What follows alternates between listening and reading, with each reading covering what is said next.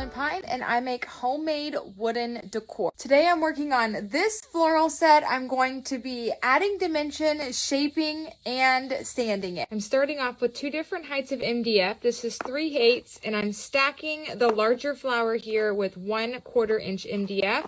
I'm going to glue the 2 pieces together to give me some more dimension and a higher stack. And next I'm going to shape it and round. You're going to carve out shadows to create depths on the petals. Shaded in part is where I'm wanting to take away the wood. I'm going to take my piece and I'm going to place it on this circular sander. I'm going to press into it as it's moving to help it carve out where I've already predetermined I want to take away.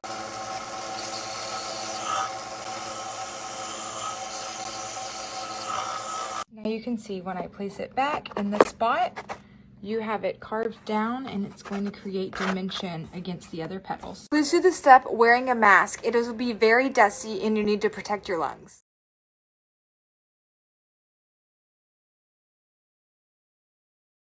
The next step is to take your rotary tool, or Dremel if you have one, and we are going to round the edges of all of the petals. I did a couple here to show you already, but you are going to just knock off the rough edges of all of the petals that you've already added the dimension to.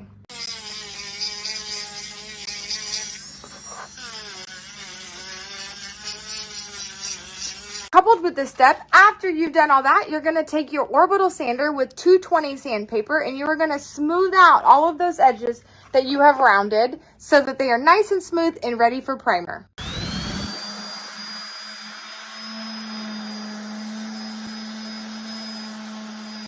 First things first, I want to drill into your head how important it is to use this primer. I personally only use this primer. I get it at Home Depot. Your MDF will not paint near as beautifully, like beautifully at all, if you do not use primer. I keep my entire design together so the edges do not get clogged up with primer that are touching each other.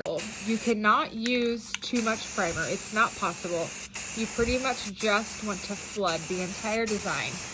The primer will be a barrier so your paint does not soak into the MDF. It will lay right on top and leave a buttery finish. This is what it should look like when you're finished. Nice and glossy and saturated. Now I'm gonna let it sit at least overnight, better 2 days, and then we'll get to the sanding step. The dreaded sanding! Actually, it's really not that bad. It's just extremely tedious. I used the 220 sandpaper in the contractor packs. I rip up the sheets, I fold it over, and use it just like this. If you've allowed your primer to dry the adequate amount, it's really not that hard to sand. It's just going to pretty much dust right off. So any of the areas or edges that has the primer on it, just lightly sand it. How it's just like dusting right off. And it's nice and smooth and ready for paint.